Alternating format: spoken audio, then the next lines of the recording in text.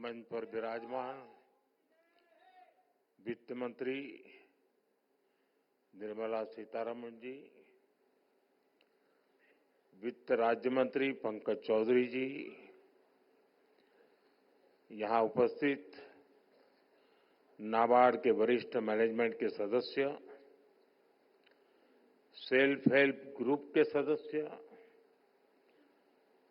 Cooperative banks के सदस्य, किसान उत्पाद संघ एफपीओज के सदस्य, अन्य सभी महानुभाव, देवी और सज्जनों, आप सभी को वर्ष 2025 की बहुत बहुत शुभकामनाएं।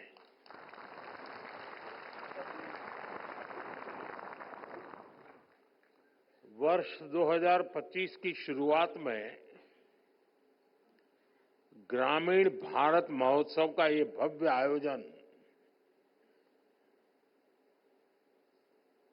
भारत की विकास यात्रा का परिचय दे रहा है, एक पहचान बना रहा है। मैं इस आयोजन के लिए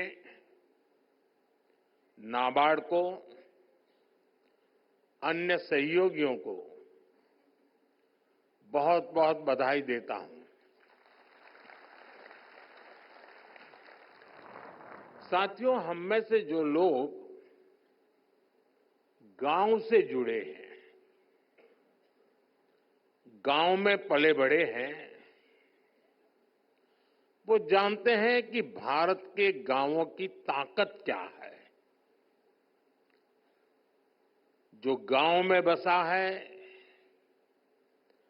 गांव भी उसके भीतर बस जाता है।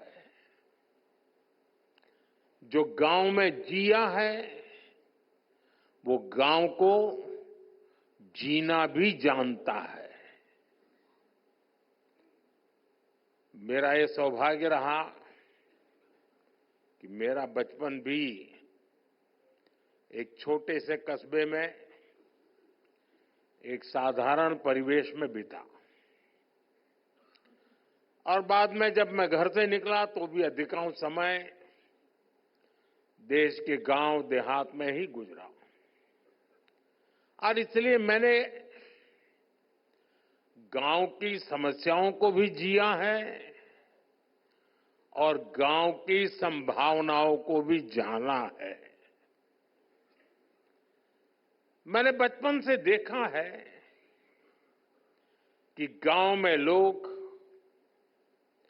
कितनी मेहनत करते रहे हैं, लेकिन पूंजी की कमी के कारण उन्हें पर्याप्त अवसर नहीं मिल पाते थे। मैंने देखा है गांव में लोगों की इतनी विविधताओं से भरा सामर्थ्य होता है, लेकिन वो सामर्थ्य जीवन की मूलभूत लड़ाइयों में ही खप जाता है। कभी प्राकृतिक आपदा के कारण फसल नहीं होती थी, कभी बाजार तक न होने के कारण फसल फेंकनी पड़ती थी। इन परेशानियों को इतने करीब से देखने के कारण मेरे मन में गांव गरीब की सेवा का संकल्प जगा, उनकी समस्याओं के समाधान की प्रेरणा आई। आज देश के ग्रामीण इलाकों में जो काम हो रहे हैं, उनमें गांवों के सिखाए अनुभवों की भी भूमिका है। 2014 से मैं लगातार हर पल ग्रामीण भारत की सेवा में लगा हूं। गांव के लोगों को गरिमापूर्ण जीवन देना, ये मेरी सरकार की प्राथमिकता है।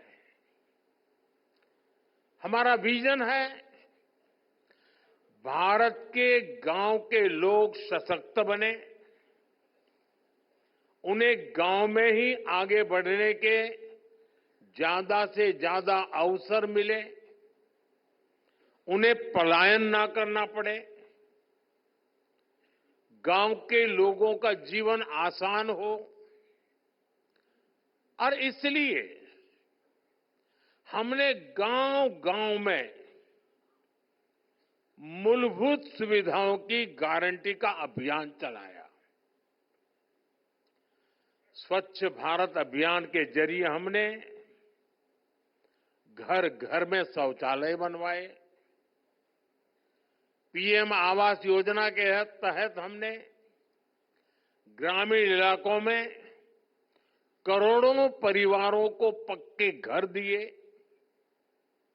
आज जल जीवन मिशन से लाखों गांवों के हर घर तक पीने का साफ पानी पहुंच रहा है। साथियों, आज 1.5 लाख से ज्यादा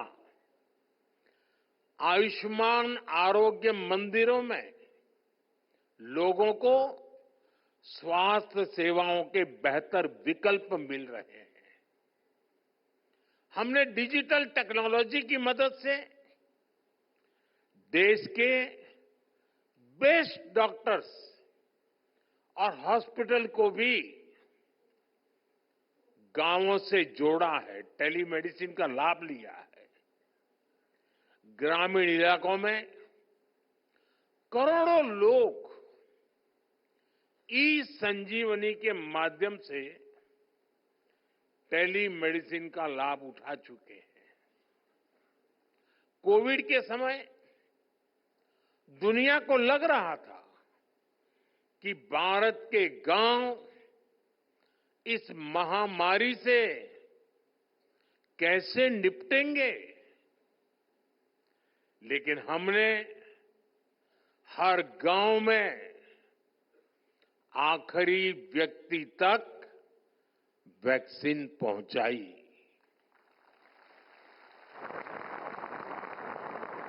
साथियों, ग्रामीण अर्थव्यवस्था की मजबूती के लिए बहुत आवश्यक है कि गांव में हर वर्ग को ध्यान में रखते हुए आर्थिक नीतियां बने। मुझे खुशी है कि पिछले 10 साल में हमारी सरकार ने गांव के हर वर्ग के लिए विशेष नीतियां बनाई हैं, निर्णय लिए हैं। 2-3 दिन पहले ही कैबिनेट ने पीएम फसल बीमा योजना को 1 वर्ष अधिक तक जारी रखने की मंजूरी दे दी।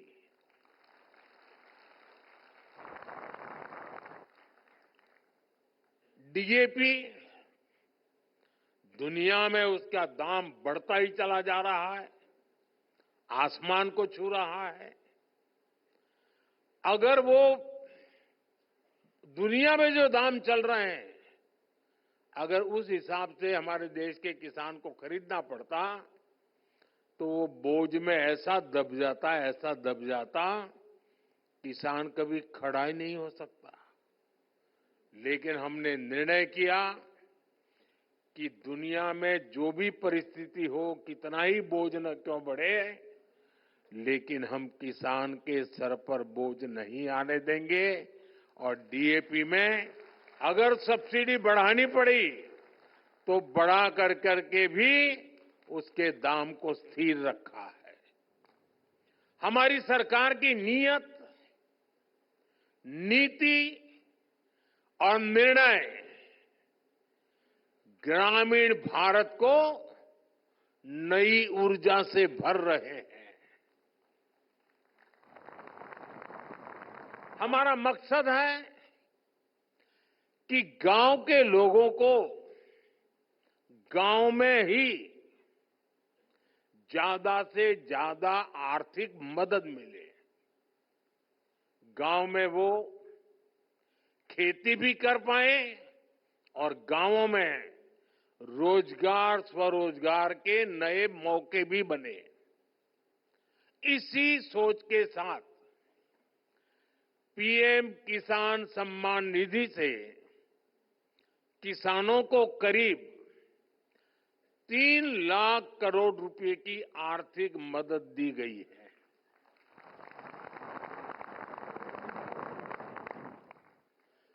पिछले 10 वर्षों में कृषि लोन की राशि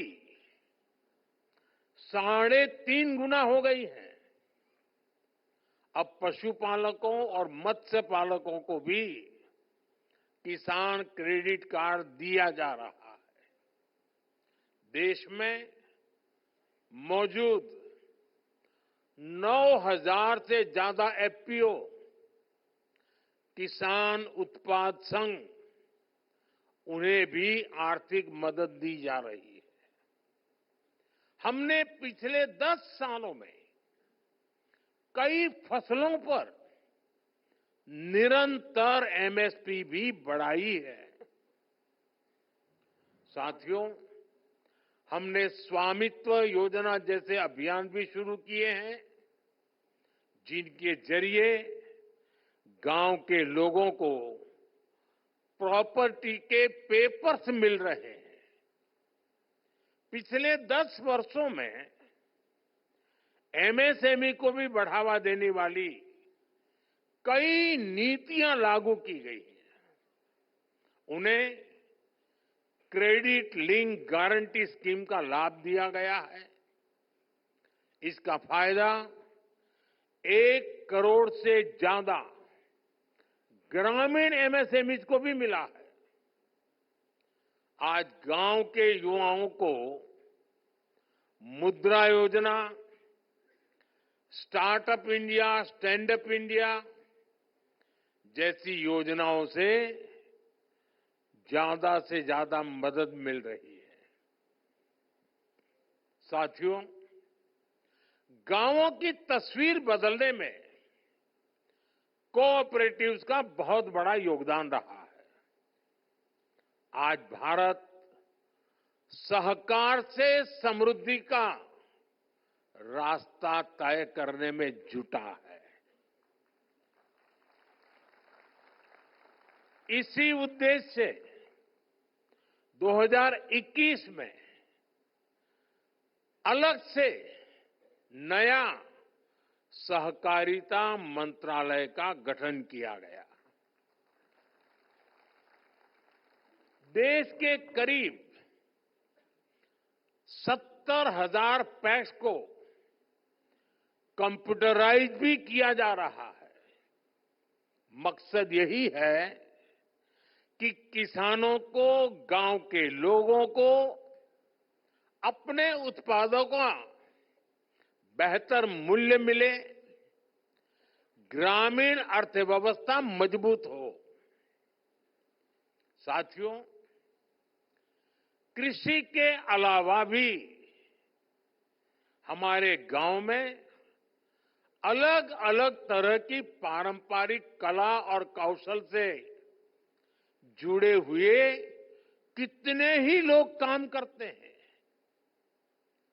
अब जैसे लोहार है, सुथार है, कुम्हार है, ये सब काम करने वाले ज्यादातर लोग गांव में ही रहते हुए आए। रूरल इकोनॉमी और लोकल इकोनॉमी में इनका बहुत बड़ा कंट्रीब्यूशन रहा है। लेकिन पहले इनकी भी लगातार उपेक्षा हुई। अब हम उन्हें नई स्किल उसमें ट्रेन करने के लिए, नए उत्पाद तैयार करने में लिए, उनका सामर्थ्य बढ़ाने के लिए सस्ती दरों पर मदद देने के लिए विश्वकर्मा योजना चला रहे हैं। ये योजना देश के लाखों विश्वकर्मा साथियों को आगे बढ़ने का मौका दे रही है। साथियों, जब इरादे नेक होते हैं, नतीजे भी संतोष देने वाले होते हैं।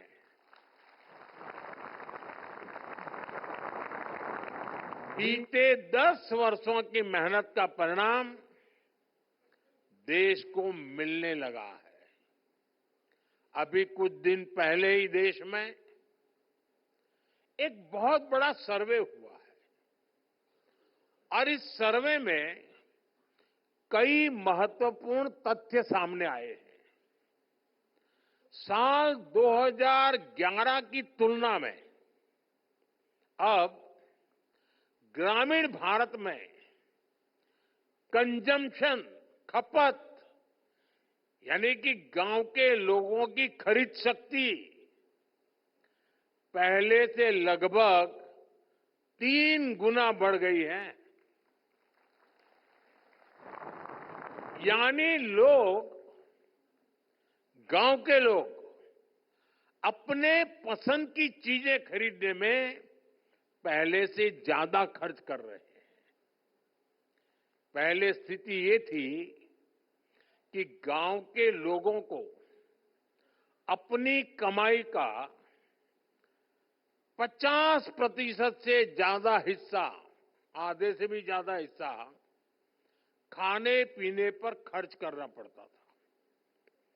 लेकिन आजादी के बाद पहली बार ऐसा हुआ है कि ग्रामीण इलाकों में भी खाने पीने का खर्च 50% से कम हुआ है और जीवन की चीजें खरीदने की तरफ खर्चा बढ़ा है। इसका मतलब है लोग अपने शौक की, अपनी इच्छा की, अपनी आवश्यकता की जरूरत की और चीजें भी खरीद रहे हैं, अपना जीवन बेहतर बनाने पर खर्च कर रहे हैं। साथियों, इसी सर्वे में एक और बड़ी अहम बात सामने आई है। सर्वे के अनुसार शहर और गांव में होने वाली खपत का अंतर कम हुआ है। पहले शहर का एक प्रति परिवार जितना खर्च करके खरीद करता था और गांव का व्यक्ति जो करता था, बहुत फासला था। अब धीरे धीरे गांव वाला भी शहर वालों की बराबरी करने में लग गया है। हमारे निरंतर प्रयासों से अब गांव और शहरों का ये अंतर भी कम हो जा रहा है। ग्रामीण भारत में सफलता की ऐसी अनेक गाथाएं हैं जो हमें प्रेरित करती है। साथियों, आज जब मैं इन सफलताओं को देखता हूं तो ये भी सोचता हूं कि ये सारे काम पहले की सरकारों के समय भी तो हो सकते थे। मोदी का इंतजार करना पड़ा क्या?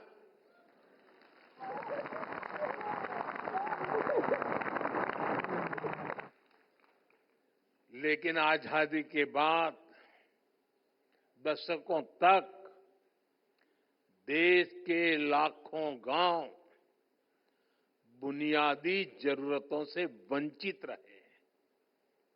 आप मुझे बताइए, देश में सबसे ज्यादा एससी कहां रहते हैं? गांव में। एसटी कहां रहते हैं? गांव में। ओबीसी कहां रहते हैं? गांव में। एससी हो, एसटी हो, ओबीसी हो, समाज के ये तबके के लोग ज्यादा से ज्यादा गांव में ही अपना गुजारा करते हैं। पहले की सरकारों ने इन सभी की आवश्यकताओं की तरफ ध्यान नहीं दिया। गांव से पलायन होता रहा, गरीबी बढ़ती रही, गांव शहर की खाई भी बढ़ती रही। मैं आपको एक और उदाहरण देता हूं।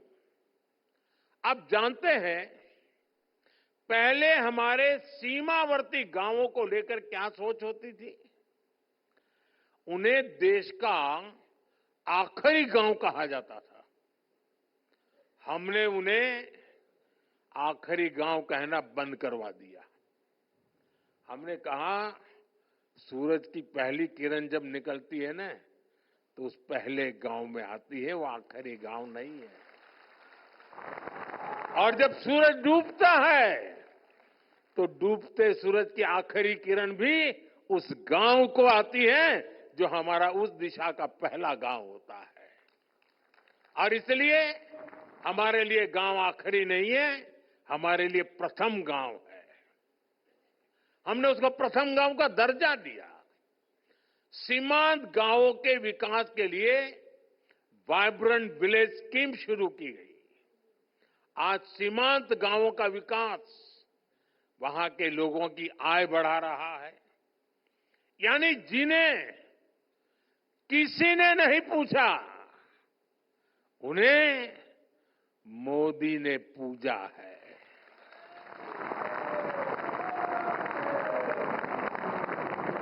हमने आदिवासी आबादी वाले इलाकों के विकास के लिए पीएम जनधन योजना शुरू की। जो इलाके दशकों से विकास से वंचित थे, उन्हें अब बराबरी का हक मिल रहा है। पिछले 10 साल में हमारी सरकार द्वारा पहले की सरकारों की अनेक गलतियों को सुधारा गया है। आज हम गांव के विकास से राष्ट्र के विकास के मंत्र को लेकर आगे बढ़ रहे हैं। इन्हीं प्रयासों का परिणाम है कि 10 साल में देश के करीब 25 करोड़ लोग गरीबी से बाहर आए हैं। और इनमें सबसे बड़ी संख्या हमारे गांव के लोगों की है। अभी कल ही स्टेट बैंक ऑफ इंडिया की भी एक अहम स्टडी आई है। उनका एक बड़ा अध्ययन किया हुआ रिपोर्ट आया है। स्टेट बैंक ऑफ इंडिया की रिपोर्ट क्या कह रही है? वो कहते हैं 2012 में भारत में ग्रामीण गरीबी, रूरल पॉवर्टी, यानी गांवों में गरीबी करीब 26% थी, 26%। 2024 में 2024 में भारत में रूरल पॉवर्टी, यानी गांवों में गरीबी घट कर के पहले जो 26% गरीबी थी, वो गरीबी घट करके 5% से भी कम हो गई है।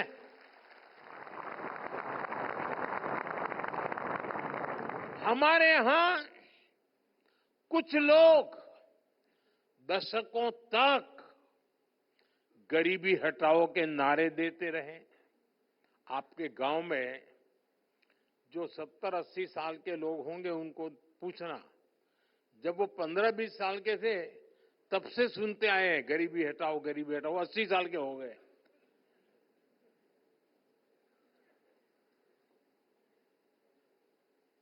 आज स्थिति बदल गई है। अब देश में वास्तविक रूप से गरीबी कम होना शुरू हो गई है। साथियों, भारत की ग्रामीण अर्थव्यवस्था में महिलाओं का हमेशा से बहुत बड़ा स्थान रहा है। हमारी सरकार इस भूमिका का और विस्तार कर रही है। आज हम देख रहे हैं, गांव में बैंक सखी और बीमा सखी के रूप में महिलाएं ग्रामीण जीवन को नए सिरे से परिभाषित कर रही है। मैं एक बार एक बैंक सखी को मिला, सब बैंक सखियों से बात कर रहा था। तो एक बैंक सखी ने कहा वो गांव के अंदर रोजाना 50 लाख, 60 लाख, 70 लाख रुपए का कारोबार करती है। तो मैंने कहा कैसे? नहीं, बोले सुबह 50 लाख रुपए लेके निकलती हूँ। मेरे देश के गांव में एक बेटी अपने थैले में 50 लाख रुपया लेकर के घूम रही है, ये भी तो मेरे देश का नया रूप है। गांव गांव में महिलाएं सेल्फ हेल्प ग्रुप के जरिए नई क्रांति कर रही है।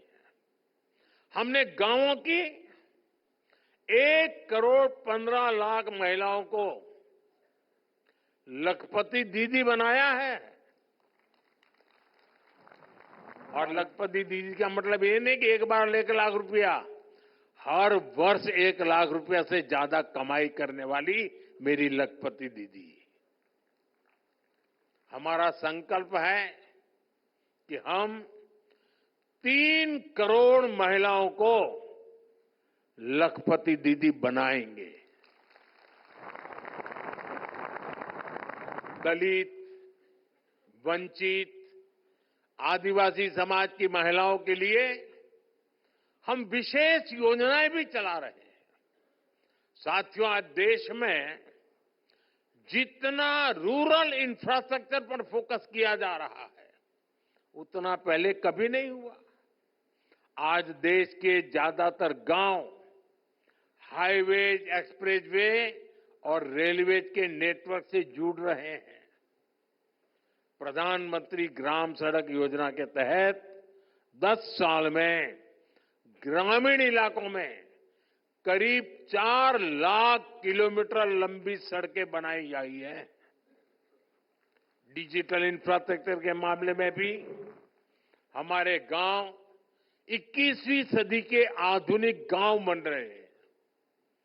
हमारे गांव के लोगों ने उन लोगों को झुठला दिया है जो सोचते थे कि गांव के लोग डिजिटल टेक्नोलॉजी अपना नहीं पाएंगे। मैं यहां देख रहा हूं सब लोग मोबाइल फोन से वीडियो उतार रहे हैं, सब गांव के लोग हैं। आज देश में 94% से ज्यादा ग्रामीण परिवारों में टेलीफोन या मोबाइल की सुविधा है। गांव में ही बैंकिंग सेवाएं और यूपीआई जैसी वर्ल्ड क्लास टेक्नोलॉजी उपलब्ध है। 2014 से पहले हमारे देश में 1 लाख से भी कम कॉमन सर्विस सेंटर्स थे। आज इनकी संख्या 5 लाख से भी ज्यादा हो गई है। इन कॉमन सर्विस सेंटर्स पर सरकार की दर्जनों सुविधाएं ऑनलाइन मिल रही हैं। ये इंफ्रास्ट्रक्चर गांव को गति दे रहा है, वहां के रोजगार के मौके बना रहा है और हमारे गांवों को देश की प्रगति का हिस्सा बना रहा है। साथियों, यहां नाबार्ड का वरिष्ठ मैनेजमेंट है। आपने सेल्फ हेल्प ग्रुप से लेकर किसान क्रेडिट कार्ड जैसे कितने ही अभियानों की सफलता में अहम रोल निभाया है। आगे भी देश के संकल्पों को पूरा करने में आपकी अहम भूमिका होगी। आप सभी एफपीओ किसान उत्पाद संघ की ताकत से परिचित हैं। एफपीओ की व्यवस्था बनने से हमारे किसानों को अपनी फसलों का अच्छा दाम मिल रहा है। हमें ऐसे और एफपीओ बनाने के बारे में सोचना चाहिए, उस दिशा में आगे बढ़ना चाहिए। आज दूध का उत्पादन किसानों को सबसे ज्यादा रिटर्न दे रहा है। हमें अमूल के जैसे 5-6 और कोऑपरेटिव्स बनाने के लिए काम करना होगा, जिनकी पहुंच पूरे भारत में हो। इस समय देश प्राकृतिक खेती, नेचुरल फार्मिंग का उसको मिशन मोड में आगे बढ़ा रहा है। हमें नेचुरल फार्मिंग के इस अभियान से ज्यादा किसानों को जोड़ना होगा। हमें हमारे सेल्फ हेल्प ग्रुप्स को, लघु और सूक्ष्म उद्योगों को एमएसएमई से जोड़ना होगा। उनके सामानों की जरूरत सारे देश में है, लेकिन हमें इनकी ब्रांडिंग के लिए, इनकी सही मार्केटिंग के लिए काम करना होगा। हमें अपने जीआई प्रोडक्ट्स की क्वालिटी, उनकी पैकेजिंग और ब्रांडिंग पर भी ध्यान देना होगा। साथियों, हमें रूरल इनकम को डाइवर्सिफाई करने के तरीकों पर काम करना है। गांव में सिंचाई कैसे अफोर्डेबल बने, माइक्रो इरिगेशन का ज्यादा से ज्यादा कैसे प्रसार हो, वन ड्रॉप मोर क्रॉप, इस मंत्र को हम कैसे साकार करें। हमारे यहां ज्यादा से ज्यादा सरल ग्रामीण क्षेत्र के रूरल एंटरप्राइज क्रिएट हो, नेचुरल फार्मिंग के अवसरों का ज्यादा से ज्यादा लाभ रूरल इकोनॉमी को मिले। आप इस दिशा में टाइम बाउंड मैनर में काम करें। साथियों, आपके गांव में जो अमृत सरोवर बना है, तो उसकी देखभाल भी पूरे गांव को मिलकर करनी चाहिए। इन दिनों देश में एक पेड़ मां के नाम अभियान भी चल रहा है। गांव के हर व्यक्ति इस अभियान का हिस्सा बने, हमारे गांव में ज्यादा से ज्यादा पेड़ लगे, ऐसी भावना जगाना बहुत जरूरी है। एक और सबसे महत्वपूर्ण बात, हमारे गांव की पहचान गांव के सौहार्द और प्रेम से जुड़ी होती है। इन दिनों कई लोग जाति के नाम पर समाज में जहर घोलना चाहते हैं, हमारे सामाजिक ताने बाने को कमजोर बनाना चाहते हैं। हमें इन षड्यंत्रों को विफल बनाकर गांव की साझी विरासत, गांव की साझी संस्कृति को हमें जीवंत रखना है, उसको सशक्त करना है। भाइयों बहनों, हमारे ये संकल्प गांव गांव पहुंचे, ग्रामीण भारत का ये उत्सव गांव गांव पहुंचे, हमारे गांव निरंतर सशक्त हो, इसके लिए हम सबको मिलकर के लगातार काम कर रहा है। मुझे विश्वास है, गांवों के विकास से विकसित भारत का संकल्प जरूर साकार होगा।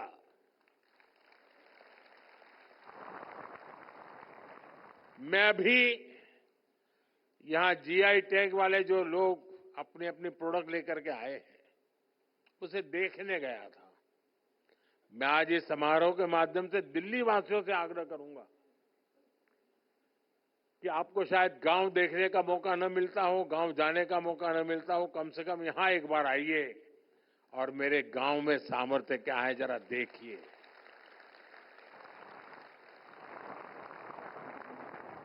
कितनी विविधताएं हैं, और मुझे पक्का विश्वास है जिन्होंने कभी गांव नहीं देखा है उनके लिए ये बहुत बड़ा अचरज बन जाएगा। इस कार्य को आप लोगों ने किया है, आप लोग बधाई के पात्र हैं। मेरी तरफ से आप सबको बहुत बहुत शुभकामनाएं, बहुत बहुत धन्यवाद।